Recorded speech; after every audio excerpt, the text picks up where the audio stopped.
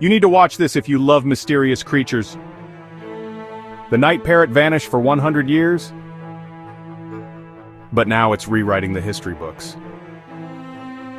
Picture this, a chunky green bird that only comes out at night, hiding in the harsh Australian outback. For decades, not a single scientist could find one alive. Just a few old feathers. And rumors. Then, in 2013, someone finally snapped a photo, shocking the world. Now researchers are racing to learn its secrets. How it survives, where it hides, and why it's so rare. The night parrot proves nature still has wild surprises. Waiting in the dark,